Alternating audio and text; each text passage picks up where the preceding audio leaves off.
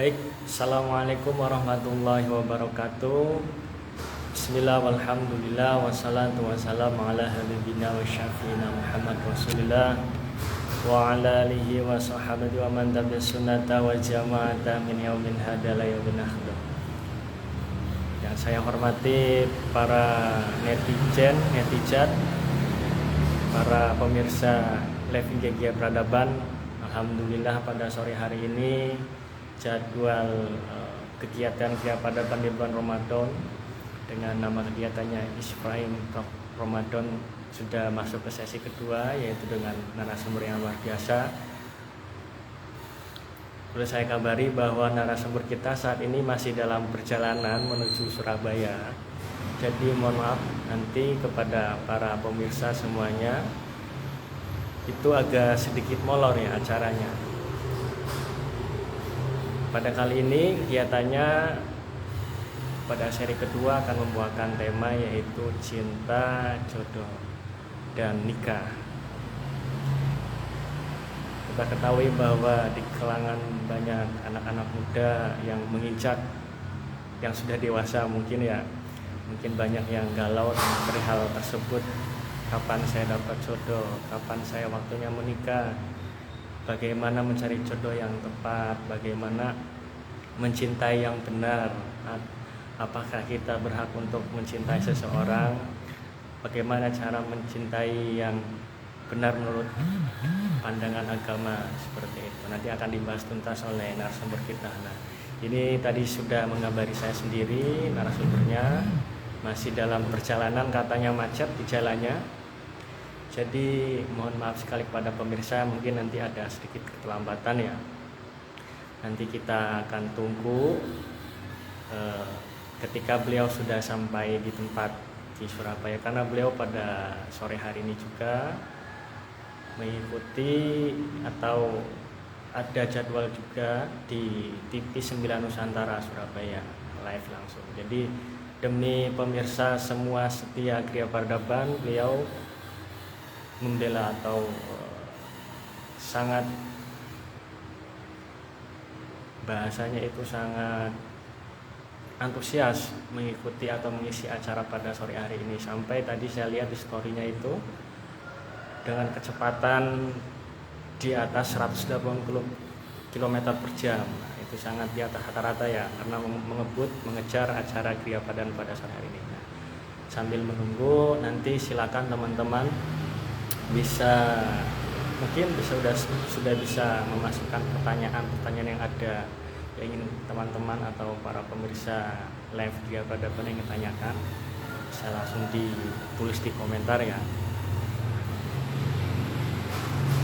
Nanti kita lihat waktunya, jika Gus Rizky masih lama, jadi saya jeda dulu untuk live-nya.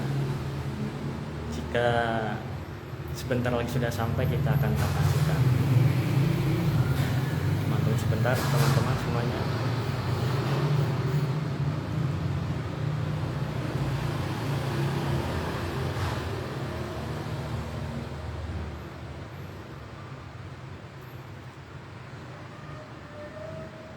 Oke, kabar terbaru, Gus Ripkil masih di tengah jalan kena macet karena beliau menuju ke Surabaya ini hanya berdua dengan Dimas, tidak dengan supir. Jadi sementara ini saya jeda dulu ya live-nya. Teman-teman nanti bisa bergabung kembali ketika Gus Ripkil sudah sampai di tempat, seperti itu. Ya, kabar terbaru, Gus Ripkil masih dalam menuju perjalanan hotel. Nanti sampai kita tunggu, kita seperti dulu ya. Nanti materi pada kali ini juga akan menyinggung tentang keadilan gender, yang dimana nanti kita bisa disebutkan bahwa kan banyak sekali mungkin di kalangan kita yang mungkin ada yang dijodohkan, dan itu kita sebagai orang yang dijodohkan bagaimana dalam perspektif gendernya juga nanti akan dibahas tuntas oleh Dimas juga mungkin. Nah, seperti itu. Jadi teman-teman harus tetap stay ya ini sambil menunggu Gus Ripkil sampai di hotel, seperti itu. Mungkin di sini ada beberapa teman-teman yang masih penasaran dengan isi acara pada hari ini. Silakan bisa dijawab di kolom komentar ya, sambil kita menunggu Gus Rikil sampai hotel seperti itu. Ya, sambil menunggu ya, perlu ketahui di sini kita Gria Peradaban merupakan perkumpulan generasi muda hampir mencakup seluruh Indonesia ya. Kita ada program rutinan yaitu kuliah alternatif setiap tahunnya. Dalam 1 tahun ini ada 2 kali kita mengadakan kuliah alternatif dan alhamdulillah kita sudah mengadakan 3 angkatan. Jadi Gria Peradaban ini umurnya masih belum remaja, balita pun masih jalan, masih melangkah mungkin. Baru sekitar umurnya hampir 2 tahun seperti itu, 1 tahun lebih lah. Dan kita sudah memiliki beberapa anggota yang sudah mengikuti kuliah alternatif di Gria Peradaban. Ada sekitar 100-an lebih ya.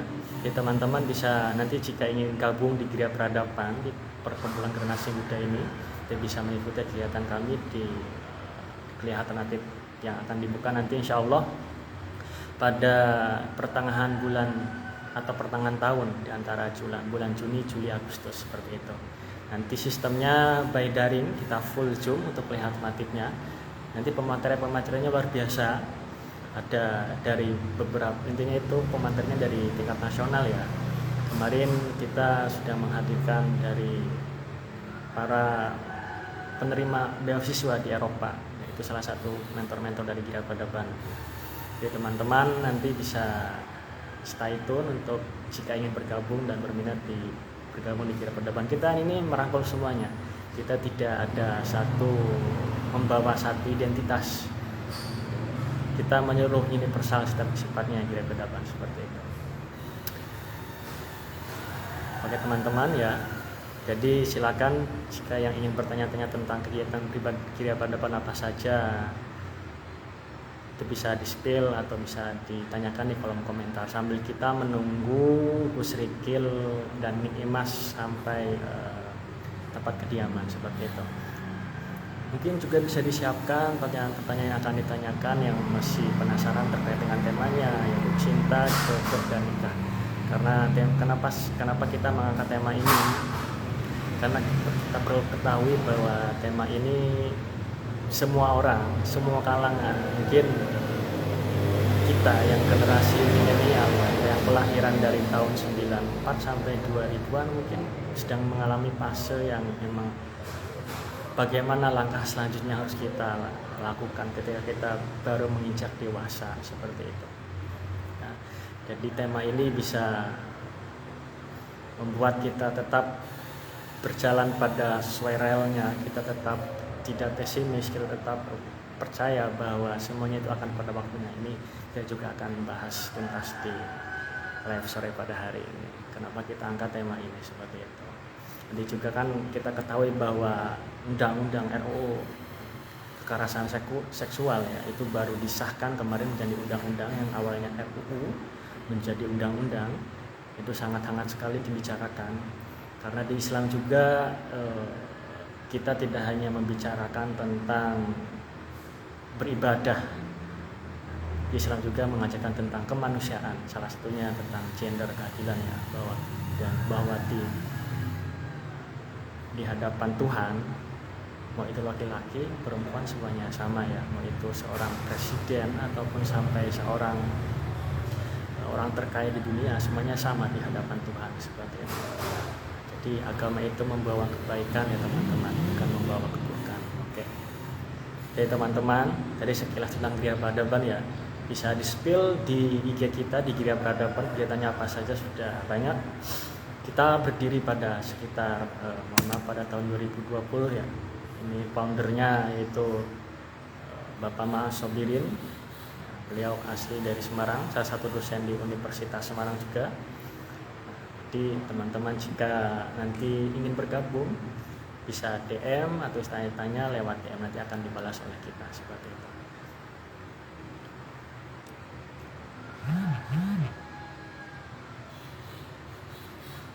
Ya, sambil menunggu Ning Imas ya.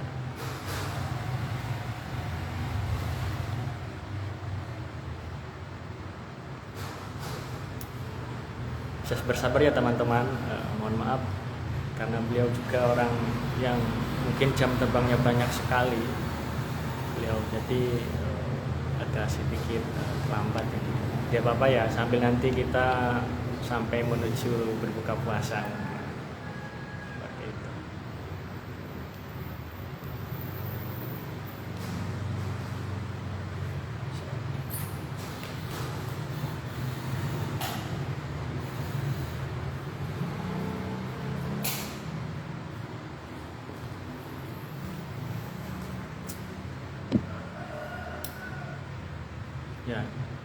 Ya, selamat bergabung semuanya, teman-teman semuanya yang baru datang. Ya, kita masih menunggu pematerinya ya teman-teman.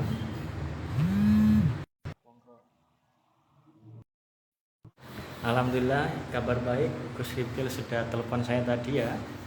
Tadi sudah telepon saya, nanti akan saya ajak untuk bergabung.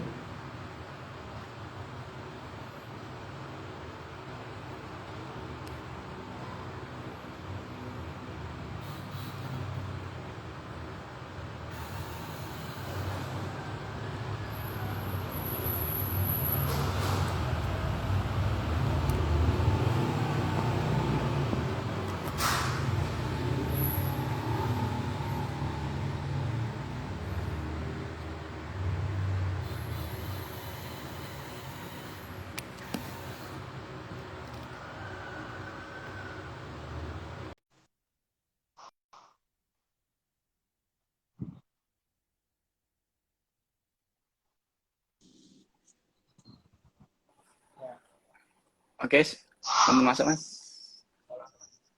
Assalamualaikum warahmatullahi wabarakatuh, Gus Ripil. Waalaikumsalam warahmatullahi wabarakatuh. Mohon maaf agak molor waktunya. Iya Gus, kamu tenang ya Gus, nanti saya izin. Siap. Monggo.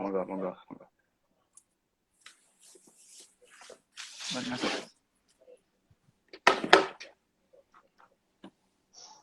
Lancar Gus perjalanannya Gus?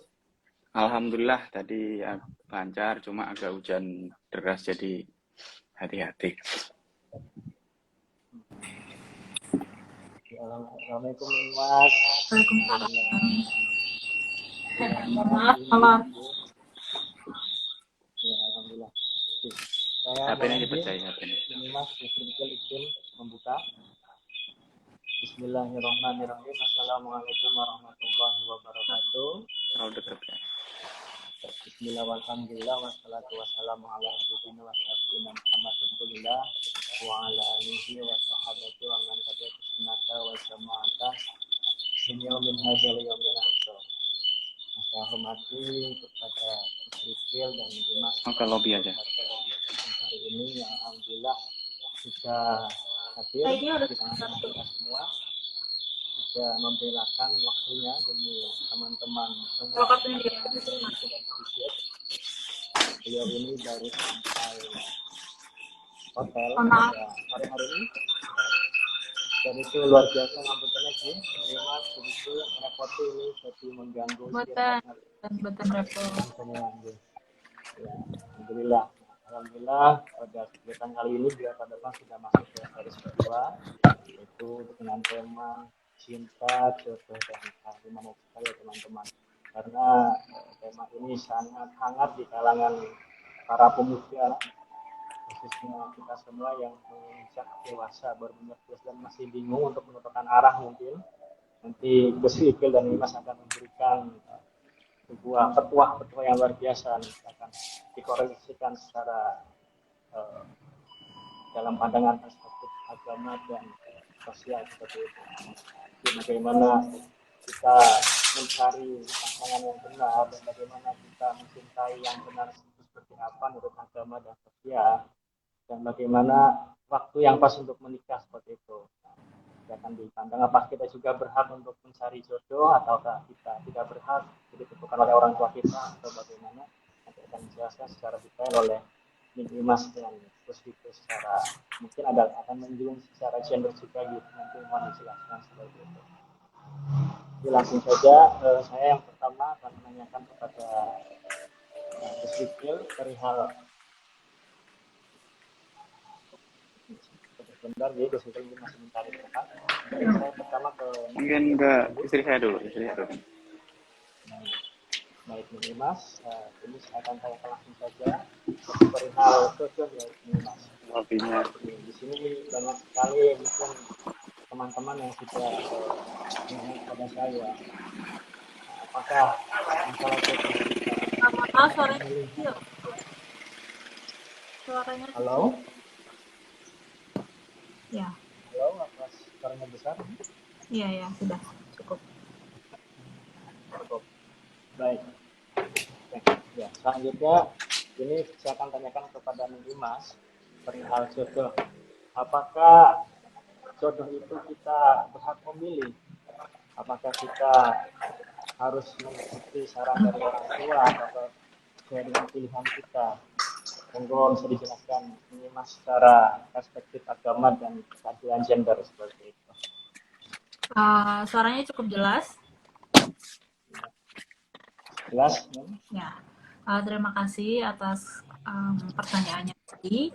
Ini cukup banyak ditanyakan dan cukup menjadi polemik ya bagi kaum muda-mudi sekarang.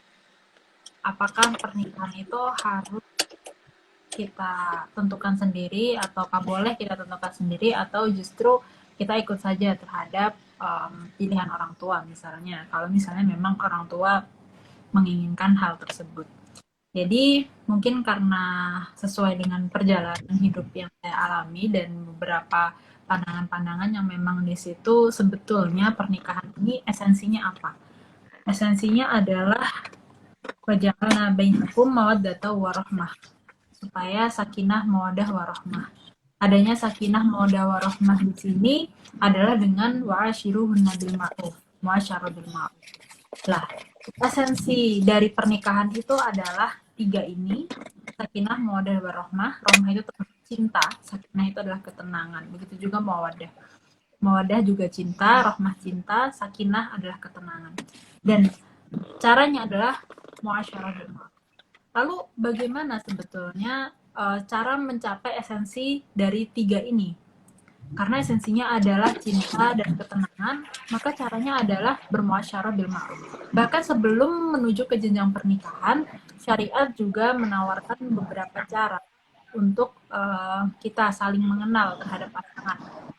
Untuk ta'aruf, kemudian juga ada proses nador. Di sini menunjukkan bahwa kita ini tidak bisa membeli kucing dalam artian tanpa mobilnya nggak keluar, cuma nge-live aja. Oh iya, nggak apa-apa. Mohon maaf.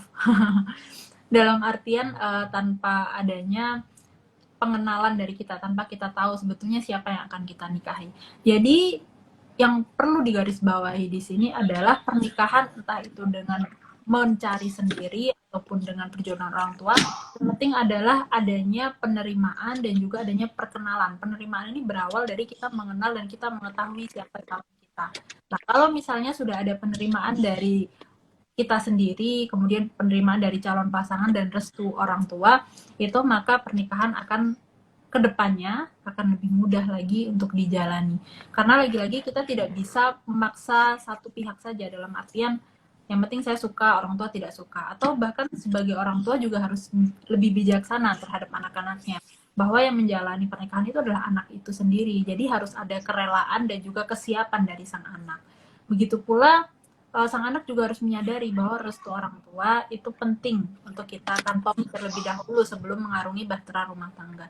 Sehingga ketika keduanya ini berkorelasi dengan baik, dalam artian penerimaan kita ada, kesiapan kita ada, restu orang tua juga ada, insya Allah kedepannya akan bisa menghasilkan dan membina rumah tangga yang sesuai dengan esensinya. Itu adalah menciptakan rumah tangga yang sakinah mawaddah warahmah. Tentu itu harus terus diperjuangkan seumur hidup. Jadi sekalipun dari awal kita sudah mengantongi itu semua, dalam perjalanannya pun rumah tangga juga perlu dibina dengan muasyarah yang baik terhadap pasangan. Kita tidak bisa memaksakan kita karena memang sudah ada 2 kepala sekarang, tidak hanya satu saja. Sehingga diharuskan kepada kedua belah pasangan untuk terus saling menghargai dan juga saling berusaha mengerti satu sama lain. Ini mungkin jawaban-jawaban yang biasa kita tahu ya, karena pernikahan itu ya harus restu dan juga harus siap dan juga harus bisa suka gitu. Lah, terkadang manusia anak muda itu punya konflik batin ya. Konflik batin dalam artian dia itu punya banyak PR di dalam dirinya sehingga sebetulnya dia belum siap untuk menikah. Dia masih punya PR di dalam dirinya dan dia sebetulnya belum siap untuk menikah.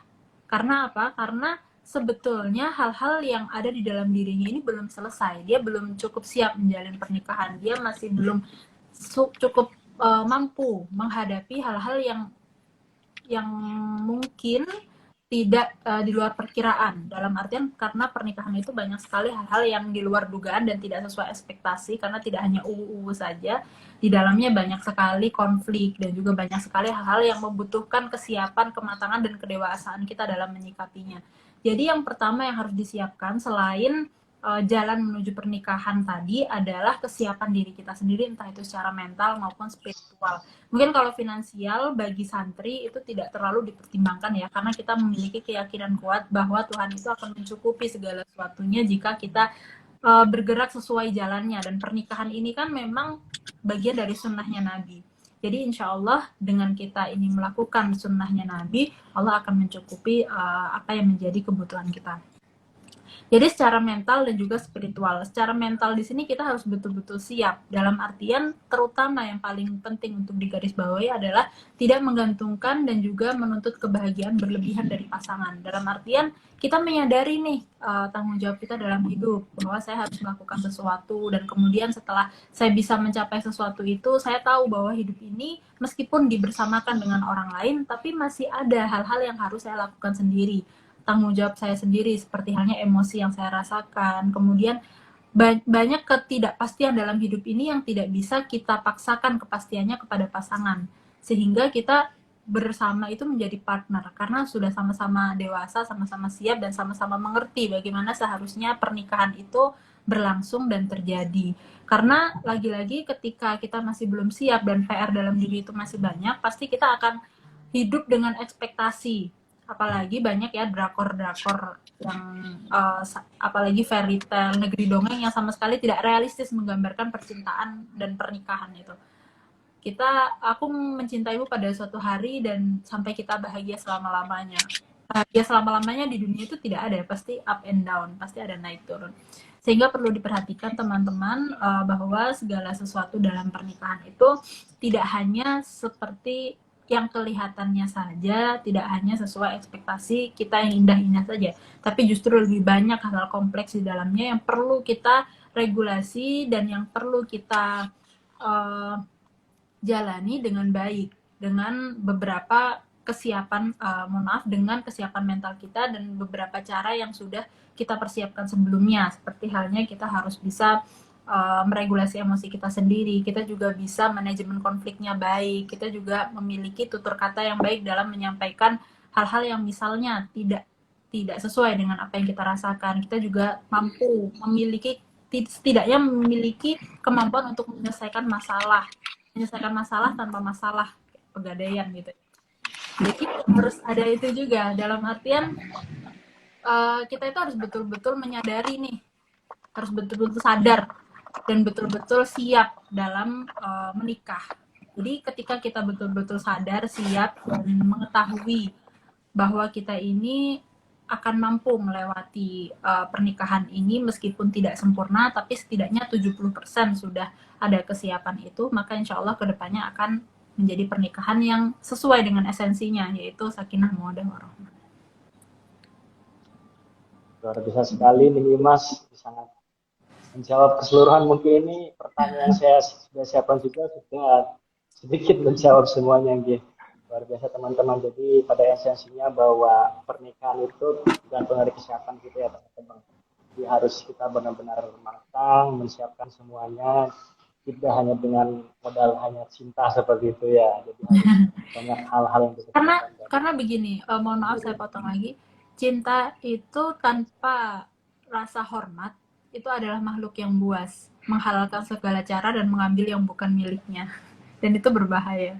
Jadi memang harus dengan cara yang baik. Baik. Cintai dengan cara yang baik seperti itu. Yeah. Makhluk puas kalau cintai. Ini Gus Rikil bagaimana? Ini saya akan tanyakan Gus Rikil. Sudah aman nih Gus? Oke, mohon maaf saya di mobil ini. Di mobil. Jadi Lobbynya tidak full apa-apa saya. ternyata. Oke. Baik. Baik Gus, ini saya akan menanyakan apa itu yang dimaksud dengan mahabbah atau cinta. Cinta yang Mungkin benar saya itu bagaimana Gus? oke.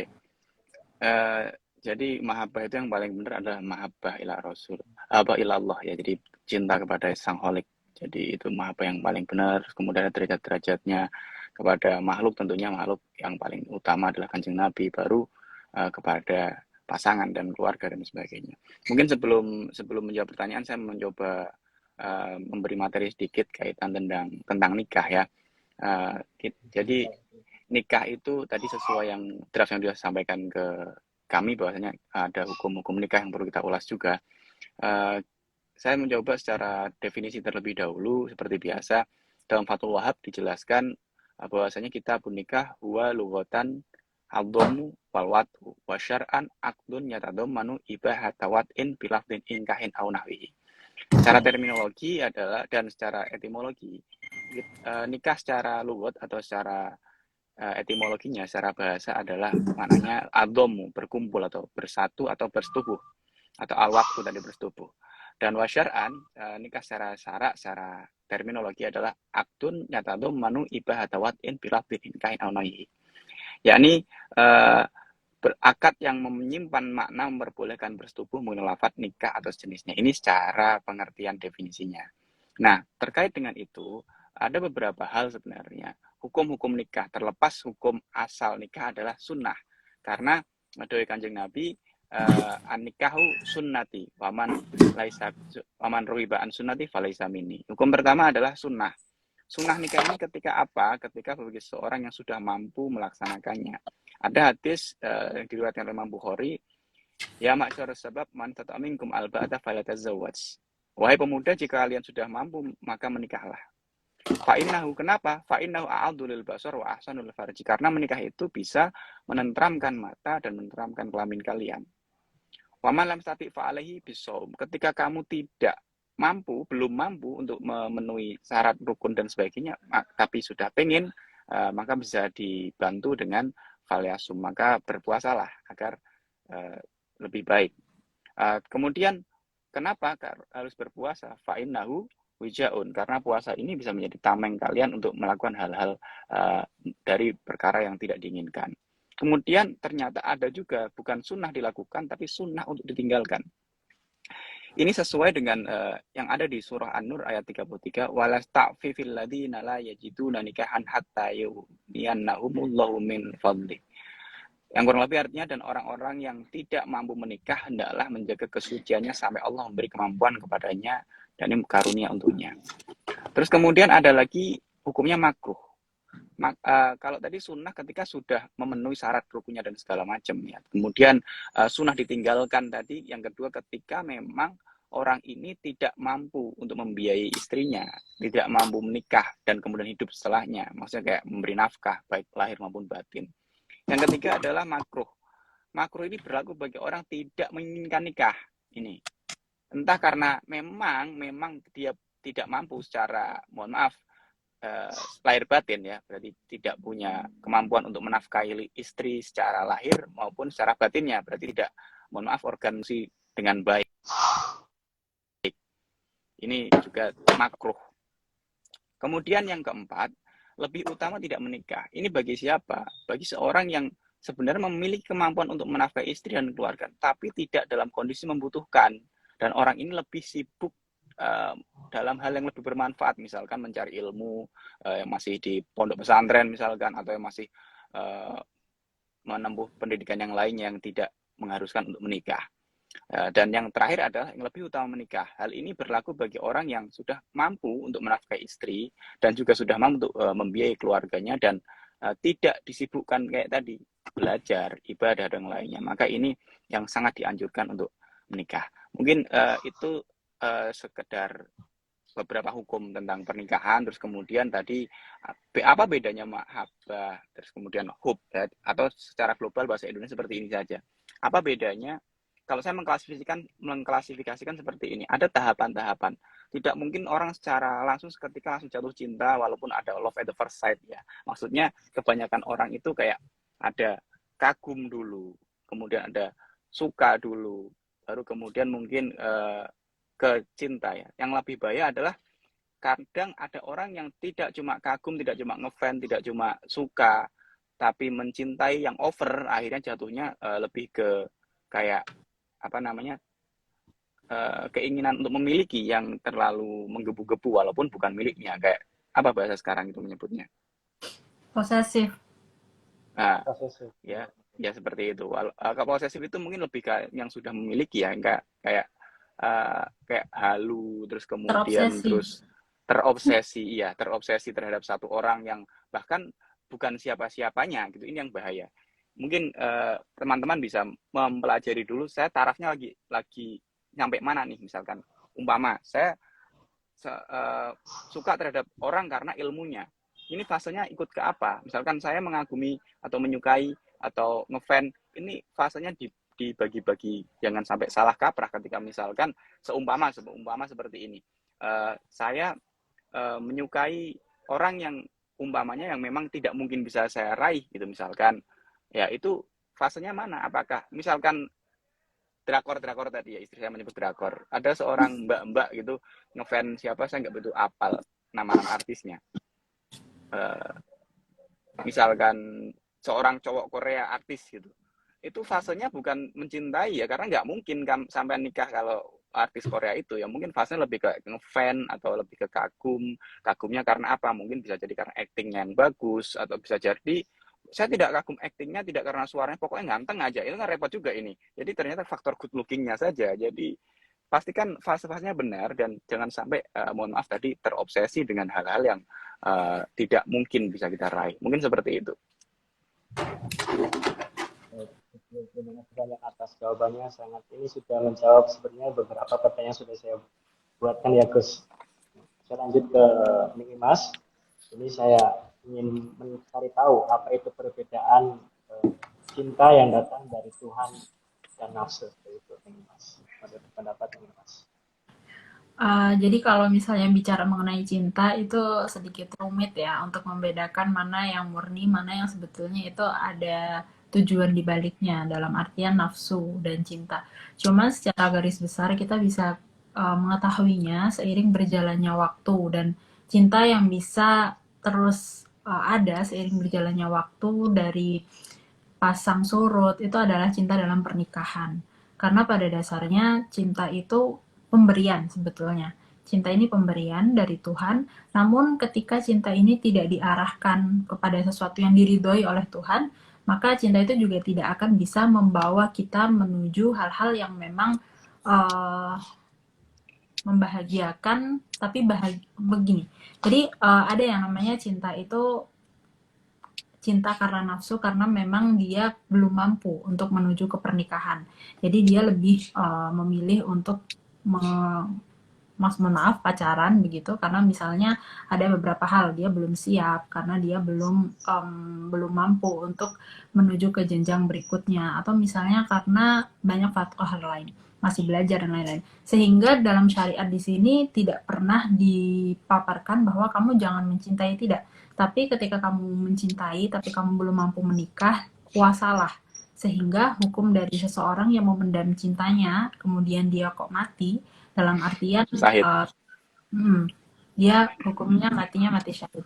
Nah di sini jelas sekali bahwa bagaimanapun kita mencintai seseorang, cinta kita kepada Tuhan itu harus lebih utama. Tanda dari cinta kita kepada Tuhan adalah tetap berada di jalannya, tetap memenuhi segala perintah dan menjauhi segala larangannya, sekalipun kita mencintai seseorang, tapi ketika kita belum menikah, kita belum halal kepadanya, itu jangan sampai cinta tersebut membuat kita mengkhianati Tuhan. Itu yang paling penting, karena dalam pernikahan pun seperti halnya segitiga, ini ada quotes di mana-mana, quotes Arab saya pernah baca. Jadi cinta itu seperti segitiga pernikahan itu. Di sini suami, di sini istri, di sini Allah. Ketika kita jauh dari Allah, maka suami tersebut juga semakin menjauh. Tapi jika kita dekat kepada Allah, maka suami istri tersebut juga semakin dekat terhadap satu sama lain. Jadi kuncinya adalah dekat kepada Allah. Karena apa? Karena dalam hubungan suami istri pun kita kadang juga banyak terlena dengan hal-hal duniawi. Entah itu laki-laki yang tidak pernah cukup dengan satu wanita, atau wanita yang tidak pernah cukup dengan banyaknya harta. Itu kan bermacam-macam. Ketika kita tidak saling menyadari bahwa kebersamaan ini adalah misakon walido, bahwa kebersamaan ini adalah janji kepada semesta, janji kepada Tuhan, sehingga pasti akan saling menuntut, pasti akan saling intinya saling meminta untuk dibahagiakan, saling tidak merasa cukup.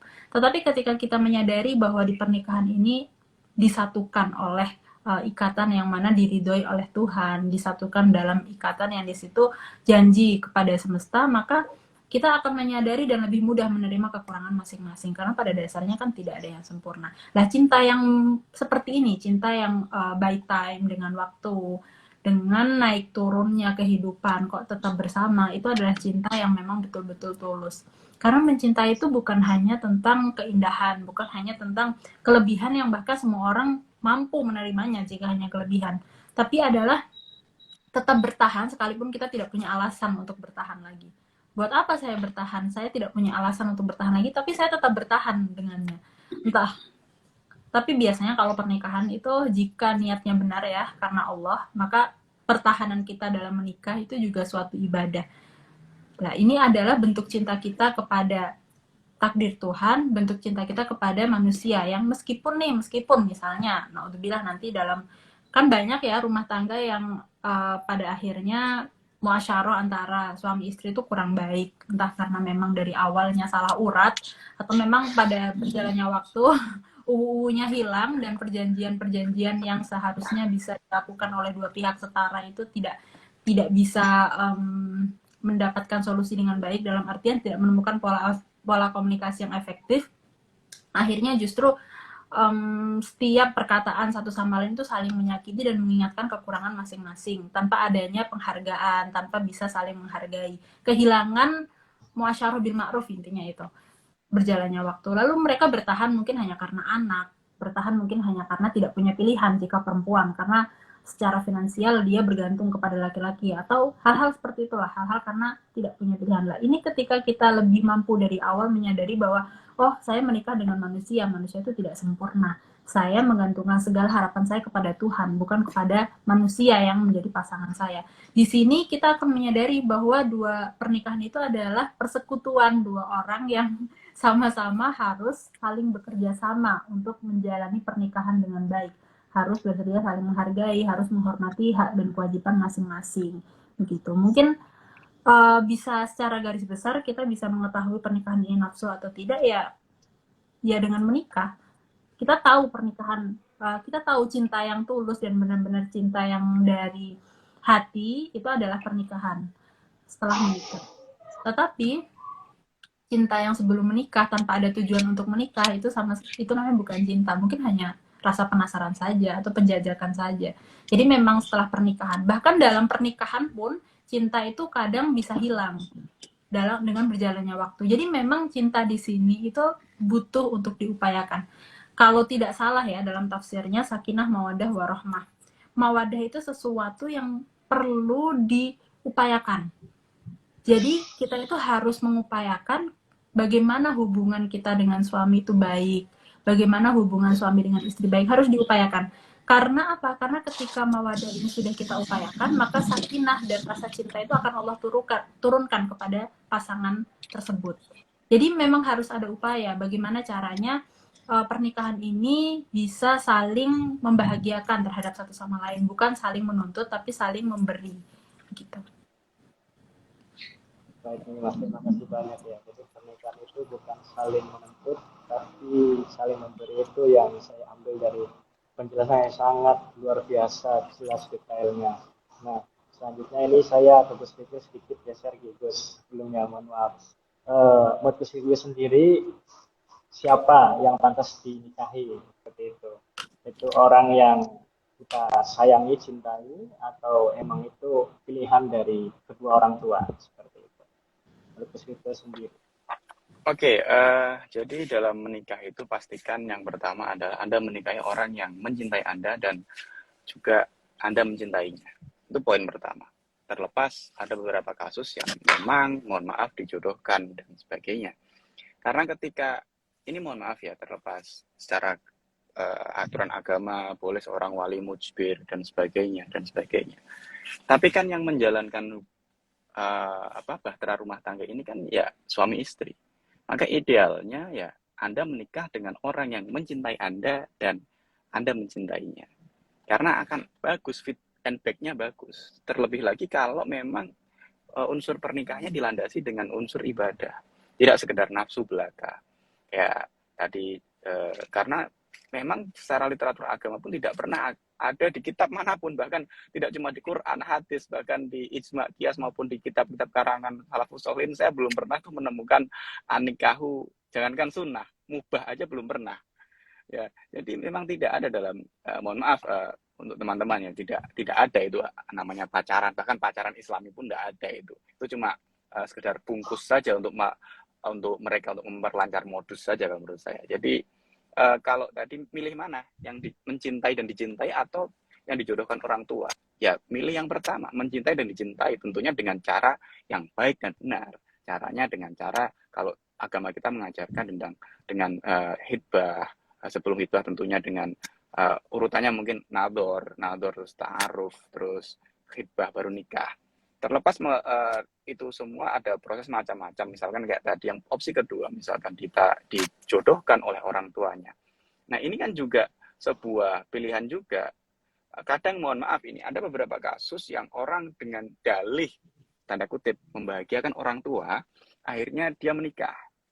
Tapi dalam pernikahannya akhirnya tidak bahagia karena tidak ada rasa cinta. Walaupun ada yang mengatakan pepatah Jawa, jalining tresno songko kulino. Orang bisa mencintai seorang karena terbiasa. Tapi juga ada makalah lain yang mengatakan jalining tresno mergo ra ono sing liya. Ini terpaksa karena udah adanya itu aja, ya udahlah nggak apa-apa gitu. Ya. Tapi yang perlu digarisbawahi ini, jangan sampai niat, kalau memang kalian niatnya untuk membahagiakan orang tua, wes mantep nih khidmah orang tua, ya silahkan, tapi jangan ini menjadikan alasan nanti ketika di tengah-tengah pernikahan kemudian ada hal-hal yang tidak diinginkan, menyalahkan orang tuanya atau sebagainya. Atau mohon maaf, naudzubillah min dzalik, ada misalkan orang yang menikah kemudian dengan dalih membahagiakan orang tuanya, terus kemudian setelah akad tidak menyentuh istrinya sama sekali atau tidak menyentuh suaminya sama sekali. Ini kan juga dosa besar ini, ibarat saya mengatakan mubadir ke perkara halal gitu ya. Jadi seperti itu ya. Kalau tadi dipilih pilihannya yang mencintai dan dicintai atau dijodohkan orang tua, ya tentunya saya menyarankan untuk yang pertama. Syukur-syukur yang dijodohkan orang tua adalah yang mencintai kalian dan dicintai kalian. Intinya dua-duanya punya plus minus, tapi saya sarankan yang fit and back-nya ada, jadi sama-sama mencintai dan dicintai. Seperti itu mungkin. Jadi sebentar, mungkin ingin menyimpulkan seperti paparan di awal tadi bahwa sebetulnya harus ada dua-duanya. Jadi orang tua setuju, kita juga mau, kita siap, orang tua juga siap, orang tua setuju. Jadi karena lagi-lagi pernikahan ini perjalanan yang sangat panjang. Jika hanya kita berdua saja itu akan lebih sulit daripada jika kita sama-sama dengan doa restu orang tua dan juga dengan dukungan yang lain. Jadi memang kitanya siap, pasangannya suka, orang tua juga setuju. Gitu. Nah, jadi itu kehebatan istri saya, selalu menyempurnakan apa yang tidak pernah saya sempurnakan. Luar biasa aja, itu yang namanya jodoh ya, selalu saling melengkapi dan selalu saling mengisi, tidak saling menyalahkan ataupun mungkin saling mengatur sama lain. Saya lebih tinggi, saya lebih rendah. Ini Gus Rikil dan ini sangat luar biasa, mencontohkan inspirasi bagi kita semua yang ingin mungkin menuju ke jenjang yang lebih serius seperti itu teman-teman semua. Baik, ini saya kembali ke Nimas sedikit lagi mungkin. Menurut Nimas ya, bagaimana sih nih kita sebagai manusia mungkin secara umumnya, laki-laki atau perempuan, itu alangkah lebih baiknya kita itu mencari jodoh atau kita berdoa menunggu jodoh itu datang, seperti itu.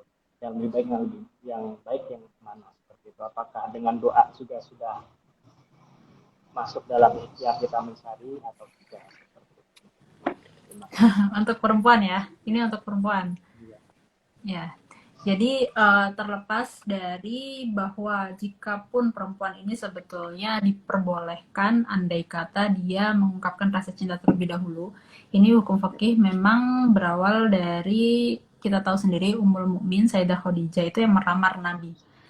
Jadi ketika ada seorang perempuan yang meminta terlebih dahulu untuk dinikahi terhadap seorang pria, ini menunjukkan tingginya derajat wanita tersebut. Menunjukkan tingginya derajat entah itu status sosial ataupun keilmuan dan lain-lain dari si wanita tersebut. Dan hukumnya diperbolehkan, tidak masalah sebetulnya dalam kacamata fikih. Cuman ini kita harus memahaminya secara kontekstual dan kondisional. Jangan karena kita ini menyukai seseorang dan terlalu seseorang tapi tidak mengukur lagi sebetulnya ketika saya mengungkapkan rasa cinta saya kepada orang tersebut membahayakan marwah saya sebagai perempuan atau tidak. Itu harus betul-betul dipertimbangkan bagi seorang perempuan. Jangan hanya karena kita mencintai seseorang kemudian kita menanggalkan harga diri kita sebagai wanita. Karena alasan diperbolehkannya dalam fikih perempuan untuk mengungkapkan rasa cinta terlebih dahulu itu menunjukkan tingginya derajat perempuan tersebut.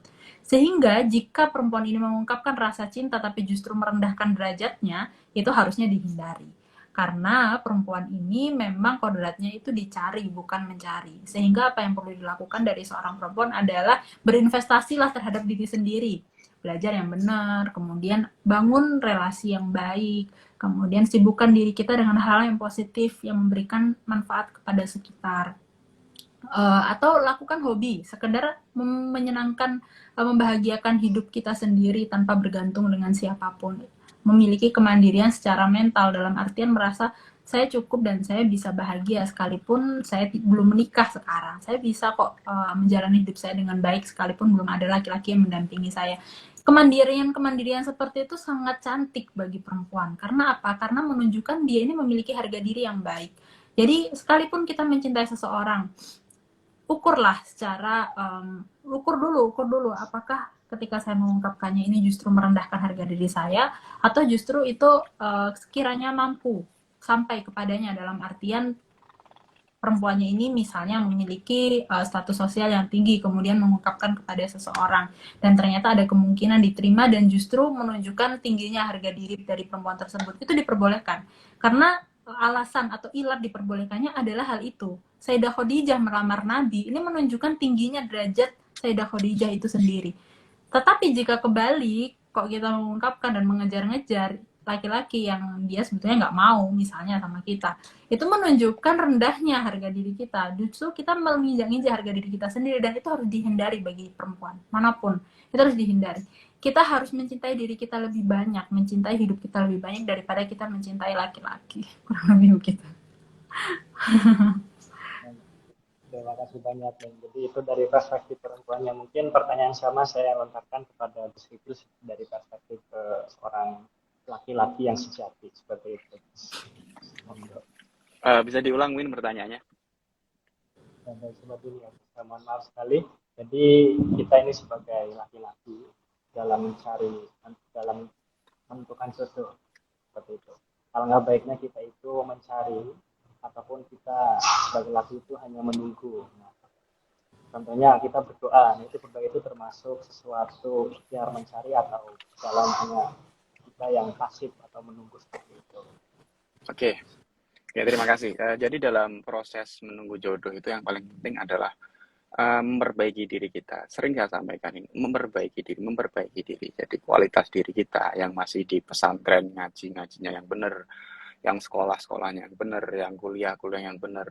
Ini dalam rangka apa? Untuk menaikkan value, mohon maaf, value bahasa kasarnya mungkin pasarannya jenengan. Bukan berarti untuk dijual, tidak. Maksudnya karena jodoh itu kadang ya bisa jadi kita dapat pelengkap, bisa jadi kita dapat cerminan. Ada kalanya dapat dua-duanya, pelengkap dan cerminan. Nah, dalam menunggu proses ini sekali lagi perbanyak amal ibadah yang baik, perbanyak belajar, perbaiki kualitas diri. Nah, terkait tadi apakah pasif atau aktif, masing-masing punya sudut pandang masing-masing ya. Dalam arti laki-laki mungkin cenderung ke aktif, tapi tidak aktif yang overaktif karena memang idealnya ya seorang laki-laki yang meminta kepada perempuannya dengan cara tadi saya sebutkan nador, ta'aruf, khitbah, dan nikah. Terlepas di beberapa daerah mungkin ada adat-adat yang berbeda. Tadi juga sudah dicontohkan bahwasanya Sayyidah Khadijah pun justru yang meminta untuk Kanjeng Nabi, bukan Kanjeng Nabi yang meminta Sayyidah Khadijah terlebih dahulu.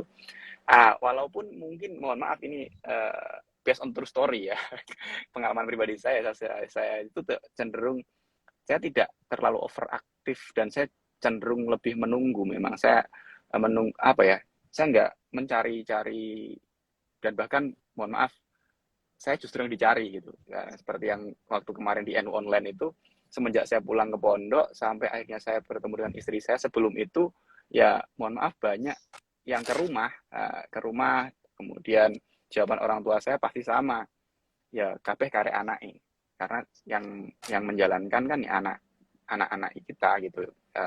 Bukan orang tua yang menentukan. Ini yang saya bersyukur, saya terlahir di keluarga yang ayah ibu saya itu tidak mempressure untuk saya menikah dengan siapapun, walaupun memang beliau sangat berkeinginan saya segera menikah. Nah, tapi ini tidak bisa dijadikan dasar untuk semua akhirnya, wah aku tak tiru Gus Rifkil wae ngenteni jodoh. Tidak seperti itu, karena semua orang jalannya berbeda-beda.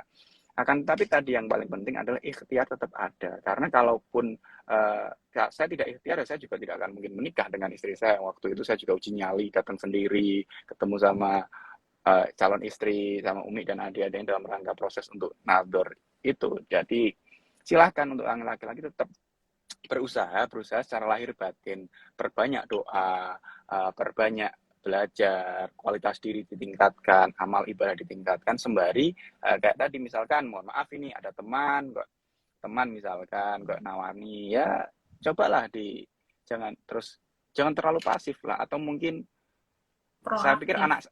anak sekarang saya pikir lebih paham lah seperti itu dibandingkan generasi muda ini lebih paham. Yang penting tadi jangan berpangku tangan menunggu jodoh datang. Karena tidak semuanya bisa seperti itu ya. Setiap orang punya jalannya masing-masing untuk mendapatkan jodoh. Yang pasti ini yang perlu saya sampaikan, bahwasanya kalau saya ya tidak menyarankan untuk teman-teman baik laki-laki atau perempuan untuk bergonta-ganti pasangan, karena kalau menurut saya semakin banyak mantan itu justru bukan menandakan Anda semakin keren, tapi justru menandakan Anda tidak bisa berkomitmen. Jadi wah mantanku akeh ki, aku bangga ki loh, ini menurut saya bukan prestasi, itu juga justru sebuah aib kalau menurut saya, karena seumpama seorang laki-laki punya mantan 5 misalkan, ketika mau menikah untuk yang menemukan perempuan yang ingin dinikahinya, kalau saja perempuannya bilang gini, gimana loh, dengan 1 sampai nomor 5 saja sampean gagal, bisa jadi saya jadi nomor 6 yang gagal. Jadi seperti itu. Jadi jangan sampai mengobral kayak tadi, terlalu murah untuk perempuan, dan laki-lakinya juga jangan terlalu kayak sok paling ganteng dewe ngoten niku sana sini mau semua. Jadi saran saya lebih baik, kalau saya seperti ini ya, saya itu lebih baik menunggu bertemu dengan orang yang tepat daripada menghabiskan waktu saya dengan orang yang tidak tepat. Jadi itu benar-benar milih. Jadi ya pengennya kan sekali seumur hidup dan langsung ketemu dengan orang yang tepat. Jadi seperti itu mungkin dari saya. Baik, sebagai terima kasih banyak atas jawabannya, dan sangat luar biasa ini yang disampaikan oleh Gus Rifkil dan ini Mas G, semuanya teman-teman netizen. Ya. Ini sudah sampai di penghujung acara, di 7 menit terakhir saya berikan kesempatan kepada teman-teman semuanya yang mungkin ingin bertanya, silakan bisa langsung dituliskan di komentar saat ini juga, seperti itu.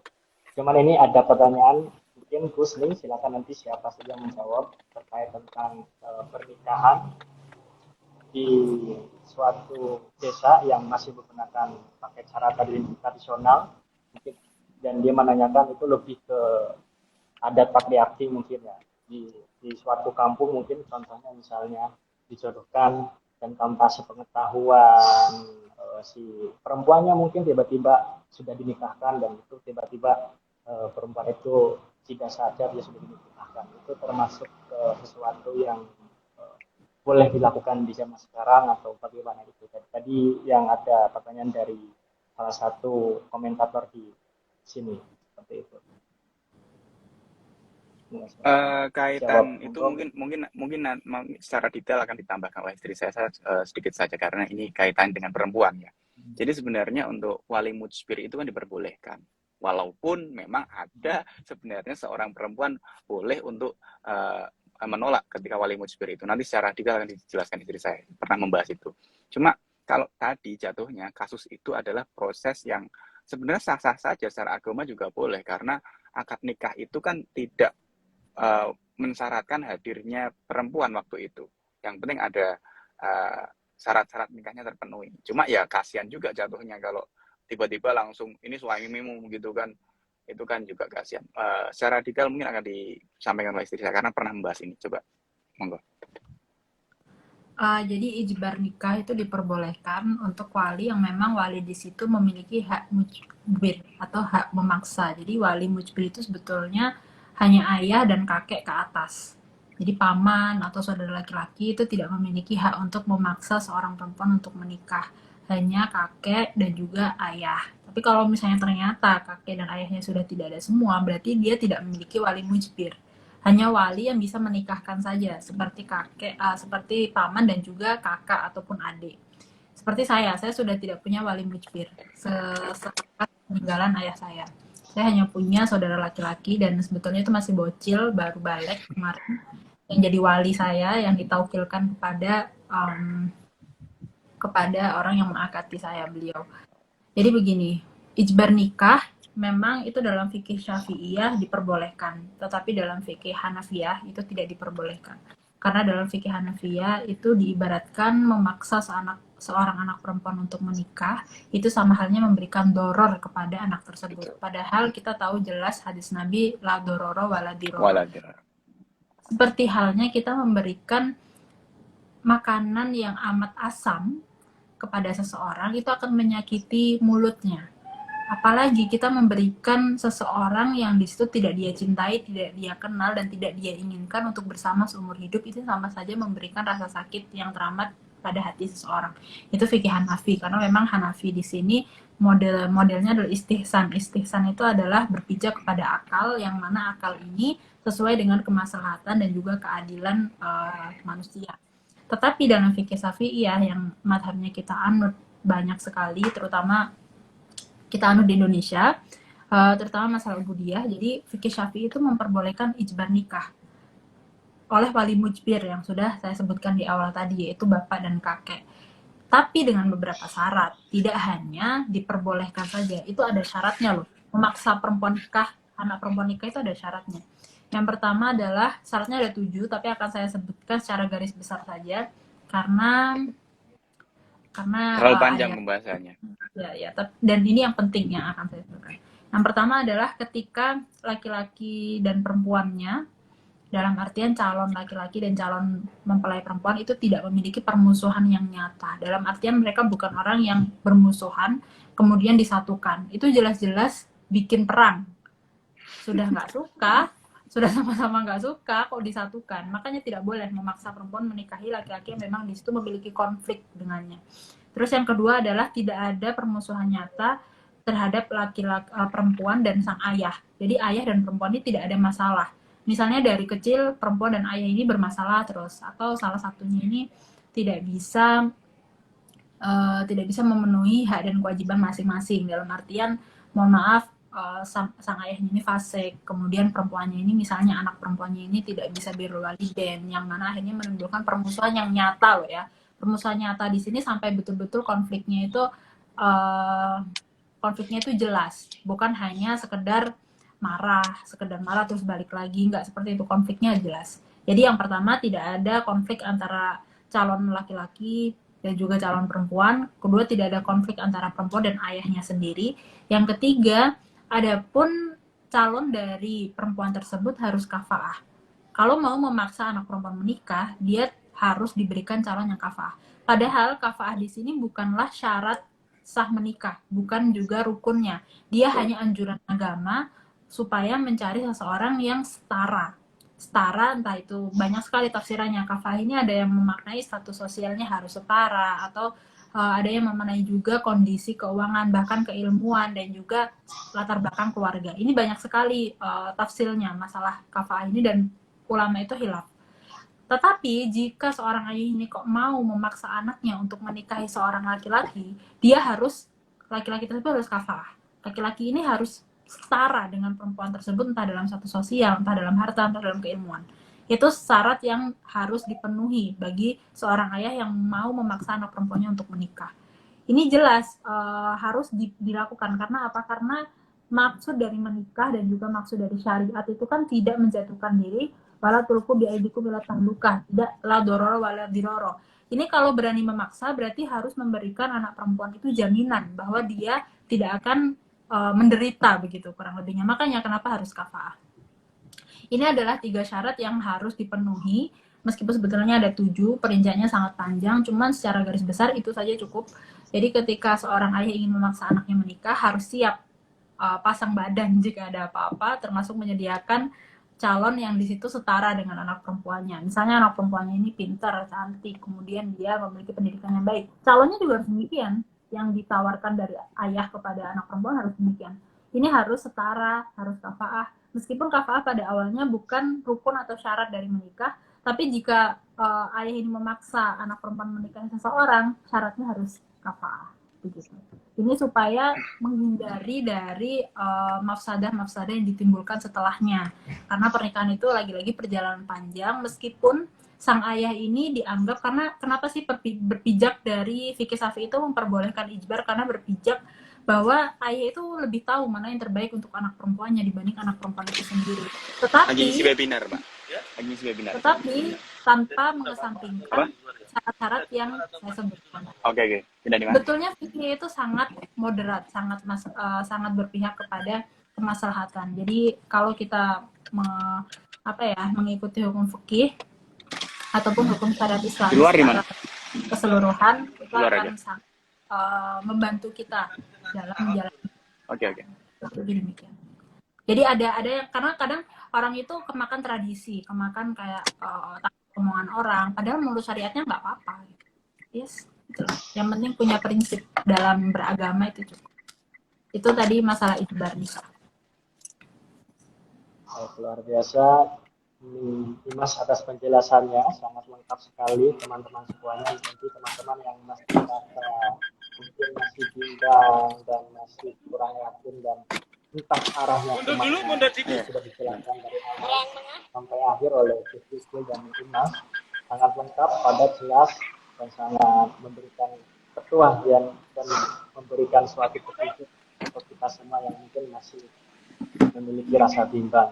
Seperti itu. Nah, ini sudah di ujung acara, teman-teman semuanya. Jadi untuk pertanyaan banyak sekali yang masih banyak bertanya, nanti bisa di session selanjutnya, mungkin di webinar selanjutnya, di acara-acara selanjutnya, karena mungkin Dimas dan Lutfi kita ini banyak mengadakan acara, bisa di Skype terus videonya, ya banyak sekali kepada teman-teman yang ikut live juga bisa mengungkapkan semuanya atau menjawab pertanyaan semuanya seperti itu karena keterbatasan waktu. Nah, ini ada sedikit quotes dari Gus Fikil yang dari sangat menyentuh para netizen ini, katanya bahwa lebih baik menunggu kepada orang yang tepat daripada menghabiskan dengan orang yang tidak tepat, seperti itu. Dan tadi Mas juga mengatakan bahwa pernikahan itu bukan tentang saling menuntut, tapi tentang saling mengisi kekurangan dan kelebihan, seperti itu. Teman-teman semuanya, mungkin ini saja dari saya pada sore hari ini. Terima kasih banyak kepada Gus Rifkil dan Iman yang sudah meluangkan waktunya luar biasa.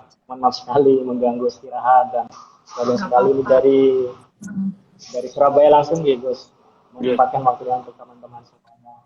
Dan sebagai informasi Gus, ini dari tim kami sudah mengirimkan kaos Gria, mungkin itu sebagai ucapan terima kasih. Mohon maaf mungkin tidak banyak, hanya sedikit, tadi sudah sepaket kaos dengan Dimas, mungkin nanti bisa digunakan, nanti dipakai. Sudah sampai tadi yang nerima sudah bilang udah nyampe, matur suwun. Tapi di Kaliwungu ya. Oke. Dengan pentingnya Gus, sebelumnya dari saya mohon maaf sekali jika ada kata-kata yang kurang berkenan di teman-teman semuanya, dan terima kasih banyak sekali lagi kepada Mas dan Gus Fikil, dan semoga diberikan kesehatan selalu dan kelancaran selalu untuk kegiatannya. Amin. Amin. Dari saya, kurang lebihnya mohon maaf. Wassalamualaikum warahmatullahi wabarakatuh. Waalaikumsalam warahmatullahi wabarakatuh.